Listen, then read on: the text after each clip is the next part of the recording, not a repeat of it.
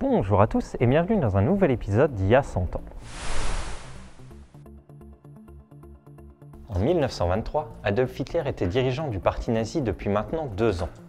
Pendant ce temps, il a cherché à augmenter son parti avec des personnalités influentes qui avaient énormément de contacts dans le pays. Craignant d'être abandonné par les militaires, Hitler lança un coup d'État le 8 novembre afin de renverser le gouvernement de Bavière et de reprendre le contrôle de Munich. Cependant, le putsch de la brasserie sera un échec et les putschistes seront condamnés à la prison le 11 novembre 1923, le même jour que l'armistice de 1918. À la suite de cet échec, le parti nazi sera interdit et frôlera la disparition à cause de querelles entre factions. C'est durant ces 9 mois de détention qu'Adolf Hitler écrira le célèbre livre Mein Kampf et fera un compte-rendu sur sa vie. Et comme dit Jan Kershaw, célèbre historien de la Seconde Guerre mondiale, l'année qui aurait dû être celle du bannissement définitif du spectre de Hitler vit au contraire la jeunesse de sa prééminence absolue au sein du mouvement Völkisch et de son ascension vers l'autorité suprême. Avec le recul, l'année 1924 apparaît comme le moment où, tel un phénix renaissant de ses cendres, Hitler put commencer à s'extraire des décombres d'un mouvement Völkisch éparpillé pour devenir le chef absolu, dominant sans partage un parti nazi réformé, plus solidement structuré et mieux soudé.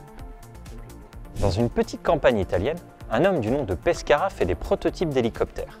Sur les 2 jours d'essai, l'un d'eux fut un succès. Ces essais avaient pour but de démontrer qu'un vol d'hélicoptère contrôlé était possible. Il tenta sa chance en septembre 1923, où celui-ci se cracha au bout d'1 kilomètre. Il retenta sa chance en novembre 1923 avec un premier modèle. Lors du premier essai, il tient en l'air 24 secondes. Au second essai, 2 minutes et 39 secondes. Mais le troisième essai se conclura malheureusement que par 39 secondes. Il retenta sa chance alors 7 jours plus tard avec un nouveau modèle, le 2F. Ce 29 novembre fut un grand jour pour l'innovateur, puisque son prototype réussit des virages corrects, des lignes droites et des stationnements à point fixe.